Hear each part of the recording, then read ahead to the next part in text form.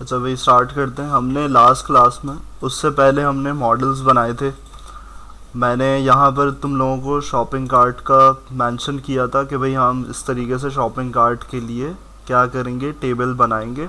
और उसके लिए मैंने यहाँ पर मॉडल बनाने के लिए भी कह दिया था, मॉडल भी हमने शो कर लिया था कि यहाँ पर किस तरीके के शॉप कार्ट का मॉडल बनेगा और तुम्हारे पास दूसरा प्रोडक्ट का मॉडल सिंपल सा था। तो ये वाला काम जो हो गया था, और प्रीवियस क्लास में भी एब्सेंट थे तुम लोग, तो अगर लेक्चर देख लिया हो और इम्प्लीमेंट कर लिया हो, वालेकुम अस्सलाम, तो हमने डिटेल्स वाला काम कर लिया था कि यहाँ पर प्रोडक्ट को देख रहे हैं, व्यू प्रोडक्ट, और यहाँ पे जब आ रहे हैं हमारे पास तो डिटेल्स वाली चीज़ें हमारे पास मौजूद थी। तो ये वाली चीज़ जो है हमारे पास इम्प्लीमेंट हो रही थी। हमें जो नेक्स्ट काम करना है वो ये करना है कि भाई हमारे पास क्या होना चाहिए, हमारे पास जब ऐड टू कार्ट करे तो कार्ट के अंदर हमारे पास चीज़ें ऐड होनी चाहिए।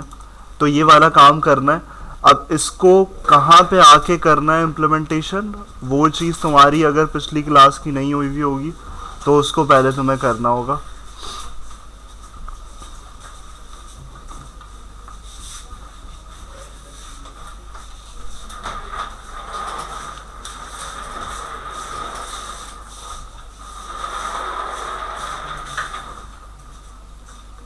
तो हमने पिछली क्लास में ये वाली चीज़ तो थी ही थी, लेकिन हमने यहाँ पे आके डिटेल्स में ये वाला काम कर लिया था।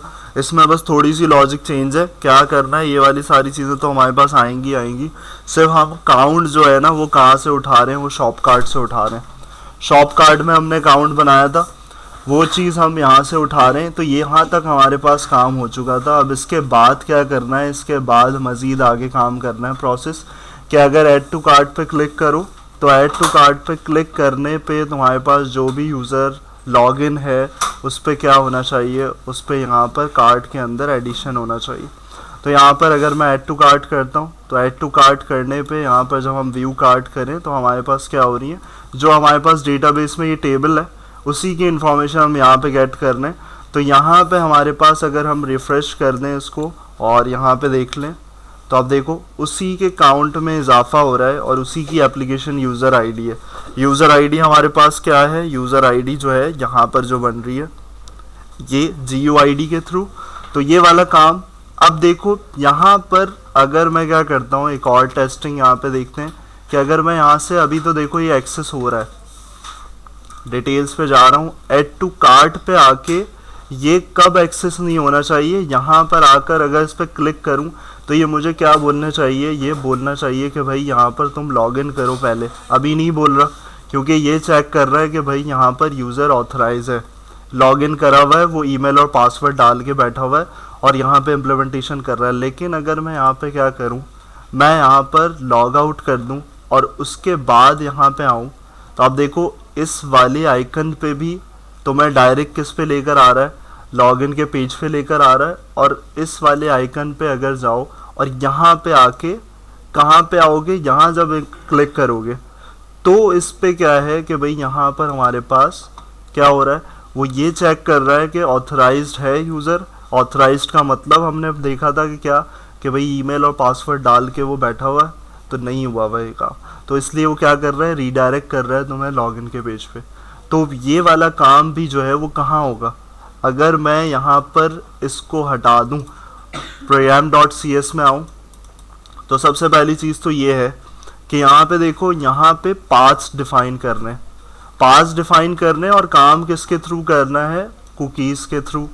तो कुकीज़ के थ्रू तुमने यहाँ पर काम करना है और पाथ देखो किस चीज़ के डिफाइन कर रहे हो, यहाँ पे तुम एक लॉगिन के पेज का पाथ डिफाइन कर रहे हो। अगर ये वाली चीज़ तुम क्या करते हो, यहाँ से इसको कमेंट कर देते हो और अगर अपनी एप्लीकेशन को तुम रिफ़्रेश कर देते हो तो अब जो क्या करेगा काम, अब अगर ये काम करेगा तो ये अभी भी नहीं एक्सेस करने देगा। लेकिन मसला क्या होगा, ये किसी पेज पे भी नहीं लेके जाएगा तुम्हें। वो इसलिए नहीं लेके जाएगा पेज पे, देखो अब यहाँ पे, यहाँ पर अभी भी लॉगिन नहीं हुआ हुआ यूज़र। तो यहाँ पर अगर व्यू प्रोडक्ट पे आके यहाँ पे डिटेल्स पे ऐड टू कार्ट करते हो तो क्या होगा, यहाँ पर उसको एग्जैक्ट लोकेशन वो URL बना रहा है लेकिन वो गलत URL बना रहा है। वो क्या कर रहा है, अगर यहाँ पे देखो यूआरएल पे तो अकाउंट, लॉगिन, फिर उसके आगे क्या कर रहा है, पेज। लेकिन हमारे पास ऐसा नहीं है, हमारे पास क्या है कि यहाँ पर अगर आओ तो यहाँ पे लोकेशन क्या है, आइडेंटिटी का फोल्डर है पहले, फिर उसके बाद अंदर अकाउंट है, और फिर आगे मज़ीद पेजेस हैं। तो ये गलती की वजह से वो जब ऑटोमेटिकली गेट करना चाह रहा है तो वो उस पेज पे लेकर ही नहीं आ पा रहा है। वो यहाँ दे तो रहा है लॉगिन, लेकिन एग्जैक्टली उससे पहले क्या होना चाहिए, अकाउंट से पहले आइडेंटिटी का भी फोल्डर का रेफरेंस होना चाहिए। तो वो जो काम कर रहे हो ना तुम, वो काम तुम क्या कर रहे हो, वो काम तुम program.cs में आके यहाँ पे डिफाइन कर रहे हो। program.cs में तुमने यहाँ पर कुकीज़ का यूज़ करते हुए तुमने देखो क्या क्या चीज़ें डिफाइन करी हैं। एक लॉगिन का पाथ, और यहाँ पर तुम लॉगिन में देखो क्या लोकेशन स्पेसिफाई कर रहे हो। वो चीज़ जो थी वो कहाँ तक थी, यहाँ तक कंसिडर कर रहा था। तुमने उससे पहले लोकेशन क्या स्पेसिफाई करी, तुमने उससे पहले आइडेंटिटी को भी ऐड किया। और लॉग आउट में भी बिल्कुल इसी तरीके से तुम क्या कर रहे हो, लॉग आउट के पाथ में अगर पेज को एक्सेस करना है लॉग आउट के, तो तुमने उसको भी मेंशन कर दिया। और एक्सेस डिनाइड पाथ अभी इसका यूज़ नहीं हो रहा, यहाँ पर इसका अभी काम ही नहीं है, सिर्फ यहाँ पर इन दोनों चीज़ों को अभी मेंशन किया हुआ है। तो यहाँ पर अगर इसको लिखो भी या नहीं लिखो, इससे कोई चीज़ तुम्हारे पास नहीं हो रही। तो एक फर्स्ट पॉइंट ये वाला हो गया। अब देखो ये तो हो गया कि यहाँ पर पेज हम कहाँ से लेकर आ रहे थे, ये वाली चीज़ तो हो गई, लेकिन ये रोक कैसे रहा है, यहाँ पर ये पेज तो लेकर जा रहा है, रीडायरेक्ट हमने बता दिया कुकीज़ डाल के, लेकिन ये पेज जो है वो कहाँ से रोक रहा है कि भाई यहाँ पर एक्सेस ही नहीं करने दे रहा। तो वो मिडल वेयर का काम है। यहाँ पर तुम्हारे पास ये जो मिडल वेयर लगी हुई है, app.use authorization, यानी कि अगर मेरे पास ऑथराइज्ड है यूज़र तो ही क्या होना चाहिए, वो इम्प्लीमेंटेशन करे। अब स्पेसिफिकली किसको रोकना है, वो चीज़ क्या कर रहे हो, यहाँ पे प्रोडक्ट के कंट्रोलर, ये देखो ये हमने लास्ट क्लास में काम किया था, जहाँ पे हम वो कार्ड उठा रहे हैं, कार्ड की डिटेल्स और वहाँ पे काउंट को ले रहे हैं। तो ये वाला काम हमने पिछली क्लास में किया था। लेकिन आगे जो मज़ीद कर रहे हो तो देखो क्या किया है, सिर्फ उस एक्शन मेथड से पहले क्या डिफ़ाइन किया हुआ है, ऑथराइज का एट्रीब्यूट। तो ये एक्शन मेथड जिसको तुमने क्या करना है, ऑथराइज पे ही चलाना है, यानी कि पहले चेक करे लॉगिन है या नहीं है। अगर उस पर चलाना है तो तुम क्या करोगे, तुम वहाँ पे यहाँ ऑथराइज का एट्रीब्यूट यूज़ करोगे। तो इस एक्शन मेथड पे स्पेसिफिकली क्या हो रहा है, वो लॉगिन के पेज पे ले जा रहा है। क्यों ले जा रहा है, वो इसलिए ले जा रहा है कि वो यहाँ चेक कर रहा है। और ये कौन करवा रही है, ये सिर्फ मिडलवेयर करवा रही है। मिडलवेयर जो ऐड हुई हुई है program.cs में, सारा टोटली काम उसका है। तो यहाँ पर PHP में मुश्किल थी ये वाली चीज़, लेकिन यहाँ पे कोई मुश्किल नहीं है। यहाँ पर सिर्फ इस एट्रीब्यूट के थ्रू ये वाला काम हो रहा है बस। तो यहाँ तुम्हारे पास ऑथेंटिकेशन भी हो गई। ऑथेंटिकेशन का मतलब क्या होता है मुनीब, ऑथेंटिकेशन का मतलब क्या होता है? सर मतलब अगर यूजर वो नहीं होगा, ऑथराइज नहीं होगा, तो वो आगे प्रोसेस ही नहीं करेगा, ऑथेंटिकेट करेगा एक तरह से। ऑथेंटिकेशन का मतलब होता है कि किसी भी पेज पे नहीं जा पाए, यानी कि अगर वो इस पेज को एक्सेस करना पड़ जा रहा है, यहाँ पर ऐड टू कार्ट अगर कर रहा है तो यहाँ पर वो पेज पे रीडायरेक्ट कर रहा है, तो यहाँ ऑथराइजेशन के लिए पहले बोलेगा पहले लॉगिन करो, फिर उसके बाद उस पेज पे एक्सेस कर सकते हो। तो यहाँ पर पॉसिबिलिटी ये वाली हो रही है। तो अब देखो HTTP पोस्ट क्यों है, क्योंकि हमें क्या करना है, हमें इस शॉपिंग कार्ट के अंदर मेंशन करना है, सारी डिटेल्स को इंसर्ट करना है, सही। और ये वाला जो तुम्हारे पास एट्रीब्यूट है, ये वैलिडेट एंटी फॉर्जरी टोकन, ये किस लिए है, ये तुम्हारे पास सिर्फ इसमें लास्ट स्टेटमेंट से तुम अंडरस्टैंड कर सकते हो। ये वाली चीज़ मैंने लारावेल में बताई हुई थी, क्रॉस साइट रिक्वेस्ट फॉर्जरी। यानी क्रॉस साइट रिक्वेस्ट फॉर्जरी का सिंपल सा मतलब है कि कोई भी दूसरा यूज़र जो तुम नहीं हो, वो तुम्हारे बिहाफ पे क्या करेगा, कोई भी रिक्वेस्ट करता है तुम्हारे फॉर्म पे, तो वो कहलाती है तुम्हारी क्रॉस साइट रिक्वेस्ट फॉर्जरी। तो इसकी डिटेल में मैं नहीं जा रहा। क्रॉस साइट रिक्वेस्ट फॉर्जरी के दूसरा पर्सन क्या करता है, वो अटैक करने की कोशिश करता है, तुम्हारा बन के तुम्हारा डेटा डालने की कोशिश करेगा। तो वो चीज़ यहाँ पर नहीं हो सकती, क्योंकि .NET में सिक्योरिटी के लिए सारी चीज़ें सोची हुई हैं, तो सिक्योरिटी सॉकेट लेयर सब कुछ ऐड हुआ हुआ है, तो ये पॉसिबिलिटी नहीं है। सही, तो ये वाला काम हो गया, यहाँ पर ये वाली चीज़ें ऐड हो गई। अब तुम यहाँ पे क्या कर रहे हो, देखो यहाँ रिक्वायरमेंट क्या है। यहाँ तुम्हारे पास शॉपिंग कार्ट के अंदर तुम्हें क्या क्या चीज़ें चाहिए, तुम्हें यहाँ पर एप्लीकेशन की यूज़र आईडी चाहिए, और तुम्हारे पास काउंट तुम्हें चाहिए, और प्रोडक्ट की आईडी। टेबल के अंदर 3 चीज़ें चाहिए। तो अब सबसे पहली चीज़ इम्पॉर्टेंट जो है ये तो आ जाएंगी, ये तुम्हारे पास है। तो इसको कहाँ से गेट कर रहे हो, इसको तुम गेट करोगे क्लेम्स से, यानी कि आइडेंटिटी फ्रेमवर्क जो हम यूज़ कर रहे हैं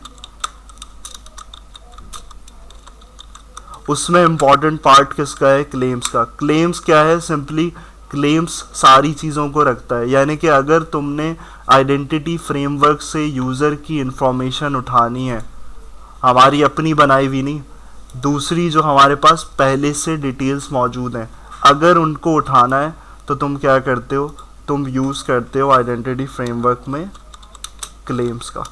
तो ये क्लेम्स तुम्हें क्या करेगा, सारी चीज़ें प्रोवाइड करेगा। तो तुम्हें क्या है, तुम्हारी रिक्वायरमेंट क्या है, तुम्हारी रिक्वायरमेंट है कि भाई मैं इसके अंदर से, ये जो आइडेंटिटी फ्रेमवर्क ने बना के दिया था मुझे, इसके अंदर से मैं ये आईडी गेट करना चाह रहा हूँ। तो ये आईडी कैसे गेट होगी, तो यहाँ पर तुम क्या कर रहे हो, उसके लिए काम कर रहे हो। यानी कि ये जो 3 लाइंस हैं तुम्हारे पास, ये तुम सिर्फ क्या कर रहे हो, लास्ट जो तुम्हारे पास रिजल्ट आ रहा है ना, वो इसके अंदर आ रहा है, एप्लीकेशन यूज़र आईडी। और यहाँ देख लो क्या मेंशन कर रहा है, यहाँ पे तुम्हारे पास अगर ये तुम प्रॉपर्टी देख लो तो ये कौन सी प्रॉपर्टी है, ये शॉप कार्ट के अंदर रखी हुई है। तो तुम शॉप कार्ट के अंदर बनाई हुई अपनी प्रॉपर्टी को, जो शॉप कार्ट के अंदर एप्लीकेशन यूज़र आईडी रखा हुआ है, एक प्रॉपर्टी जो रखी हुई है, उसके अंदर तुम क्लेम्स के अंदर से निकाल के क्या कर रहे हो, एक आईडी दे रहे हो, और इनिशलाइज किसको करवा रहे हो, इनिशलाइज इसको करो, ताकि जब इंसर्शन हो तो मैं क्लेम से गेट करूं, यहाँ से मैंने गेट किया, और सेट कहाँ कर दूं, सेट कर दूं मैं इसके अंदर। तो यहाँ गेटिंग हो रही है, और यहाँ पर तुम क्या कर रहे हो, यहाँ पर सेट कर रहे हो। तो फाइनल जो तुम्हारे पास स्पेसिफिक ये वाली प्रॉपर्टी है, इसको तुम यूज़ कर रहे हो इनिशलाइज करवाने के लिए, डालने के लिए कौन सी चीज़, आईडी को। तो अब देखो आईडी को डालने के लिए सबसे पहले तुमने क्या किया, सबसे पहले तुमने क्या करना है, यहाँ पर claims identity user dot identity. अब यहाँ पे देखो क्लेम्स आइडेंटिटी तुम्हारे पास क्या है, तुम्हारे पास पूरी क्लास मौजूद है। तो तुम एक वेरिएबल का यूज़ कर रहे हो, और उसके अंदर उस क्लास को स्पेसिफाई कर रहे हो। और क्लास को स्पेसिफाई क्यों कर रहे हो, ताकि मैं क्या कर सकूं, आईडी गेट कर सकूं। अब देखो यूज़र की सारी डिटेल्स जो हैं यहाँ पर तुम्हारे पास मौजूद है, और यहाँ पे क्या बोल रहा है, gets the primary claims identity associated with this claim principal. तो क्लेम से मैं निकालना ही क्या चाह रहा हूँ, प्राइमरी वैल्यू। तो वो कहाँ पर एसोसिएट करती है, वो इसके अंदर एसोसिएट करती है, यानी कि यूज़र जो है प्री डिफाइंड प्रॉपर्टी है किसके अंदर, क्लेम्स आइडेंटिटी के अंदर। और उसके बाद तुम सबसे लास्ट जो है आइडेंटिटी को यूज़ कर रहे हो, तो ये टोटली यूज़र डॉट आइडेंटिटी, ये तुम्हारे पास प्राइमरी की को निकालने के लिए, जो हम यहाँ पे देख रहे हैं, ये वाली आईडी को गेट कर। लेकिन इससे जो है तुम्हारे पास क्या होंगे, इससे टोटल 6 क्लेम्स निकलेंगे। तो ये पॉइंट सारे बिठा के रखना, इसको डिबगिंग में भी अब चेक करेंगे, जैसे हमने प्रीवियस क्लास में भी डिबगिंग करी थी। तो यहाँ पर टोटल क्लेम्स 6 होंगे, यानी कि इसमें तुम्हारी ईमेल भी होगी, इसमें तुम्हारे पास क्या होगी, इसमें आईडी भी आएगी, और इसमें 2-3 चीज़ें और आएंगी। तो वो उसमें जब डिबगिंग करोगे, जब तुम्हें नज़र आ जाएंगी, तो तुमने क्या करना होगा, उसके अंदर से एक स्पेसिफिक चीज़ गेट करनी है। तुम्हारे पास काउंट जो आ रहा होगा ना क्लेम्स का, वो आ रहा होगा 6 का, और तुमने उसमें से निकालना कितना है, तुमने निकालना है सिर्फ इसको पॉइंट आउट करना है। तो वो जो पॉइंट आउट कर रहे हो ना, वो कहाँ कर रहे हो, यहाँ पे तुम क्या करना चाह रहे हो, यहाँ पे तुम एक लिंक है, वैल्यू को गेट करने से पहले नेम आइडेंटिफायर ये प्रोवाइड करता है। और कब करना पड़ता है, जब तुम यहाँ पे स्पेसिफिकली यहाँ ढूंढना चाह रहे हो। अब देखो ये वाला जो काम है ना, ये क्यों किया हुआ है, ये इसलिए किया हुआ है कि यहाँ पर तुमने सारे यूजर्स को गेट कर लिया, अगर सिंपल जबान में समझे।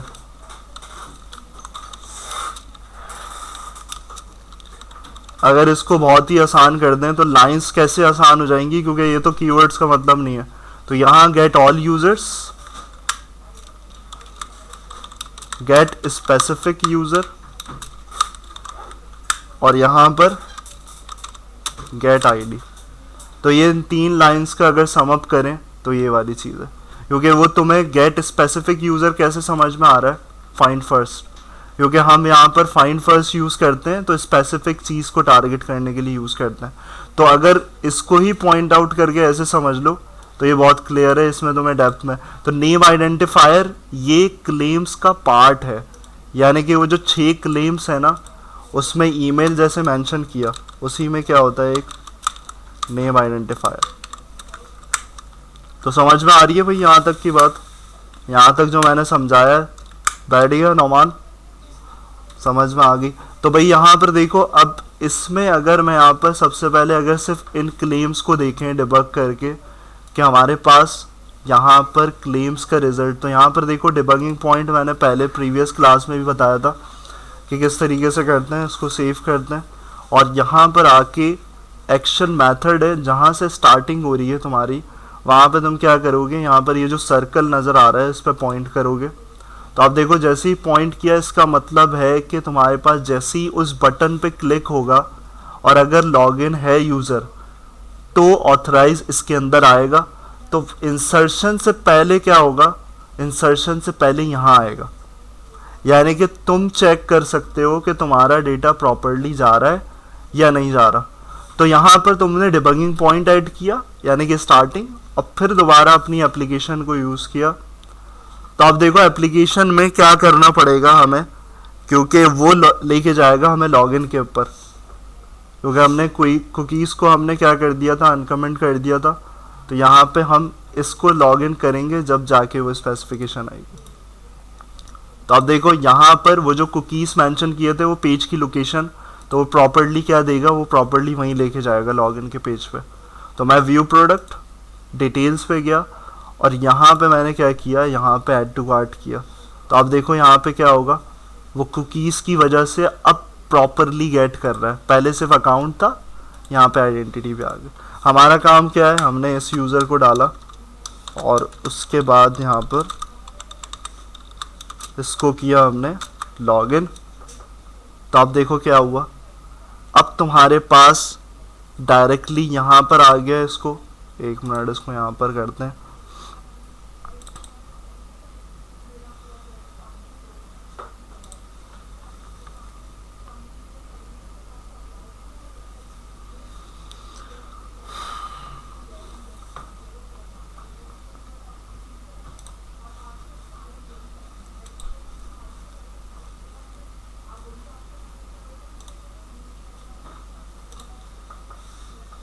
तो देखो यहाँ पर जैसे ही तुम क्या करोगे, ऐड टू कार्ट पे क्लिक करते हो, तो तुम्हारे पास वहाँ जाने के बजाय डेटाबेस में अभी क्या है, डिबगिंग प्रोसेस है। तो डिबगिंग प्रोसेस का मतलब है डेटाबेस से इंटरेक्शन से पहले तुम्हें सारी चीज़ें मेंशन कर रहा है। वो मेंशन करना भी जब होता है ये ज़रूरी नहीं होता, ये चेकिंग के लिए होता है। तो देखो यहाँ पर क्या है, अगर क्लेम्स यूज़ कर रहे थे तो वो तो सिंपल हमने ज़बान में समझ लिया कि यहाँ पर क्या थी इन 3 लाइंस का मतलब, लेकिन वो जो काउंट तुम्हें बता रहा था क्लेम्स का वो 6 आ रहा है। तो 6 में क्या है, तो 6 में देखो नेम आइडेंटिफायर, यहाँ पे नेम आइडेंटिफायर में क्या रखा हुआ है, आईडी, नेम के अंदर ईमेल है, ईमेल एड्रेस के अंदर भी ईमेल है।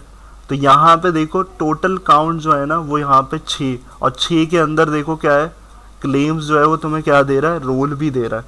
और रोल तुम्हारे पास क्या था, ये वाला जो यूज़र था वो इंडिविजुअल यूज़र से लॉगिन हुआ हुआ है।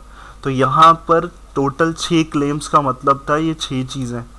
तो इन 6 की 6 चीज़ों में से तुम्हें क्या चाहिए था, तुम्हें चाहिए था ये नेम आइडेंटिफायर। नेम आइडेंटिफायर क्यों गेट कर रहे हो, क्योंकि ये तुम्हारी क्या है, यूज़र की आईडी। अब देखो इस डिबगिंग प्रोसेस को आगे करना है, तो ये हमने देखा था कि कैसे करते हैं हम। यहाँ पर F10 प्रेस करोगे तो F10 प्रेस करके अब ये सेकंड लाइन पे आया है। तो आप देखो नेम आइडेंटिफायर को गेट करने के लिए क्या कर रहा है, ये उस यूआरएल के अंदर जा रहा है, यानी कि स्पेसिफिक यूज़र के लिए। तो यहाँ पर ये यूज़र गेट करने के लिए जा रहा है, और उसके बाद जब यहाँ पे आए तो यहाँ पे देखो क्या हो रहा है, गेट आईडी जो मैंने तुम्हें यहाँ पर स्पेसिफाई कर दिया था। तो क्लेम्स डॉट वैल्यू में असल में क्या है, तुम क्या निकालना चाह रहे हो, उसके अंदर इस प्रॉपर्टी के थ्रू इस आईडी को गेट करना चाह रहे थे। और वो इनिशलाइज कहाँ होगी, वो इनिशलाइज होगी तुम्हारे शॉप कार्ट के अपनी प्रॉपर्टी के अंदर जो तुमने बनाई हुई है।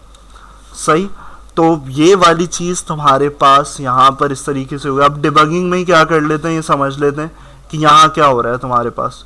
तो देखो सिंपल सा तुम कर क्या रहे हो, अगर तुम शॉप कार्ट में आने वाली चीज़ें, तो देखो शॉप कार्ट में क्या क्या जा रहा है। शॉप कार्ट में जब डिबगिंग कर रहे हो तो वहाँ से पास हुई जो जो चीज़ें थी, क्या क्या पास हो रहा है, काउंट है 1, तुम्हारे पास क्या है, प्रोडक्ट आईडी है 1, और दो चीज़ें तुम्हारे पास यहाँ से आ रही हैं, बाकी 2 चीज़ें कहाँ ऐड कर रहे हो, बाकी 2 चीज़ें यहाँ से ऐड कर रहे हो। एक आईडी हो गई, 3 चीज़ें हो गई, काउंट हो गया, प्रोडक्ट आईडी हो गई, और तीसरी तुम्हारी ये वाली आईडी यूज़र की। तो यही 3 चीज़ें चाहिए थी हमें। लेकिन ये जो लॉजिक है ये क्या कर रही है, ये किस लिए लगाया हुआ है। अगर इसको हम हटा दें ये वाली चीज़ को, तो क्या होगा कि जब भी एक ही यूज़र, यानी कि इस आईडी वाला यूज़र, ये जो तुम्हें नज़र आ रही है जो इजहान है, अगर ये क्या करेगा, बार बार बटन पे क्लिक करता है, तो डेटाबेस में क्या होगा, एक नया रिकॉर्ड जनरेट होगा, जो कि क्या है, गलत है। अगर एक ही आईडी से यूज़र क्या कर रहा है, इंसर्ट कर रहा है, बार बार क्लिक कर रहा है, तो वहाँ पे क्या होनी चाहिए, चेकिंग होनी चाहिए कि भाई बार बार उस आईडी को अलग अलग काउंट पे नहीं लेके जाओ। यानी कि पहले यूज़र ने इसी प्रोडक्ट पे क्या किया, इसी प्रोडक्ट पे पहले काउंट 1 था, ऐड कर दिया कार्ट के अंदर, तो क्या होगा, इस आईडी से एक रिकॉर्ड बन गया। फिर दोबारा उसने क्या किया, काउंट सेलेक्ट किया 3, और फिर उसने क्या किया, दोबारा कर दिया, तो उसी आईडी से क्या होगा, दोबारा रिकॉर्ड जनरेट हो जाएगा। तो वो कब होगा, वो होगा, तो वो उसको तुम ट्राई कर सकते हो सिर्फ ये लिख के। तो उसको सिर्फ यहाँ करोगे, ये वाली चीज़ उठाओगे और यहाँ पे ऐड एसिंग करोगे और सेव चेंजेस कर दोगे, तो यहाँ पे तुम्हारे पास क्या होगा, यहाँ पे जब तुम क्लिक कर रहे होगे, ये जो शॉपिंग कार्ट है इसमें क्या हो रहा होगा, यही आईडी होगी, लेकिन क्या होता रहेगा, काउंट तुम्हारे पास बढ़ता रहेगा, अलग 6 है, फिर 3, फिर 1, तो इस तरीके से अलग अलग। ऐसा नहीं होना चाहिए। होना क्या चाहिए कि वो ये चेक करे कि भाई स्पेसिफिक यूज़र अगर है और वो उसी को बार बार ऑर्डर प्लेस करने से पहले कर रहा है, तो वो क्या होना चाहिए, उसी काउंट के अंदर इजाफा होना चाहिए। 6 है तो 8, 10 इस तरीके से होना चाहिए। तो यहाँ पर देखो क्या चेकिंग कर रहे हो, यहाँ पे चेकिंग कर रहे हो तुम एक पैरामीटर बना के कार्ट फ्रॉम डीबी, और उसमें तुम 2 चीज़ों को यूज़ कर रहे हो।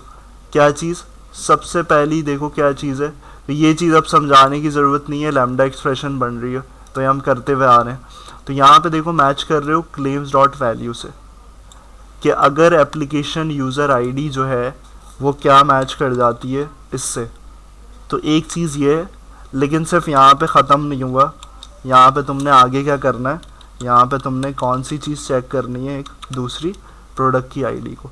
तो 2 चीज़ें इंपॉर्टेंट है, अगर दोनों क्या होती हैं, सेम होती हैं, एप्लीकेशन की यूज़र आईडी और प्रोडक्ट आईडी, तो लॉजिक सिंपल क्या है कि अगर उसके अलावा ऐड ना करें मज़ीद रिकॉर्ड, तो तुम क्या कर रहे हो, इन 2 चीज़ों को देख रहे हो। तो वो कैसे देखी जाएंगी, बीच में तुमने कौन सा ऑपरेटर लगाना होगा, लॉजिकल एंड ऑपरेटर। तो यहाँ पे 2 चीज़ों को तुमने चेक किया, 2 चीज़ों को चेक करने पे तुमने रिकॉर्ड फैच किया है। कहाँ से फैच कर रहे हो, शॉपिंग कार्ट, शॉपिंग कार्ट से फैच कर रहे हो। और यहाँ अब क्या कर रहे हो, अगर क्या किया तुमने, यहाँ पे तुमने किया कि भाई अगर कार्ट फ्रॉम डीबी नल होता है, अगर खाली है तो ऐड कर दो नया रिकॉर्ड, अगर नहीं है तो क्या कर रहे हो, देखो तुम कर रहे हो काउंट, यानी कि यहाँ पे क्या होना चाहिए, यहाँ पे होना चाहिए इजाफा। तो अब देखो यहाँ पे एरो कहाँ आ चुका है, एरो यहाँ से फैच करते हुए ना वो आ चुका है नीचे। तो अब इसको देखने की ज़रूरत नहीं है, यहाँ पे कोई डिटेल नहीं रखी हुई। यहाँ पे ये देखना है कि ये F10 करते हो तो ये कहाँ जाता है। तो देखो F10 किया तो इसका मतलब है ये इस स्टेटमेंट पे नहीं आया, इस कोड पे नहीं आया। क्यों? क्योंकि उसने ये चेक कर लिया यहाँ पे रिकॉर्ड है, तो वो यहाँ नल पे नहीं आया, ये आ गया एल्स के अंदर। अब एल्स पे आने के बाद यहाँ पे देखो काउंट तुमने कितना ऐड किया है, यहाँ पे मौजूद है। और यहाँ पे देखो कितना है, डेटाबेस के अकॉर्डिंग 6। तो 6 तुम्हारे पास पहले से था, और यहाँ तुम कितना भेज रहे हो, यहाँ पे काउंट भेज रहे हो जो 1 शो कर रहा था। तो यहाँ पे तुम आए F10 1 6, और फिर यहाँ पे आए F10 प्रेस किया, फिर उसके बाद सेव चेंजेस फाइनल डेटाबेस में। और उसके बाद जब तुम यहाँ पे जब ये पूरा एक्शन मेथड ख़त्म हो जाएगा तो ये क्या करेगा, रिटर्न करेगा व्यू। तो यहाँ पे जब आते हो और यहाँ से ख़त्म होके क्लोज करोगे तो यहाँ पे आएगा वापस, यानी कि प्रोसेस अभी तक रुका हुआ था।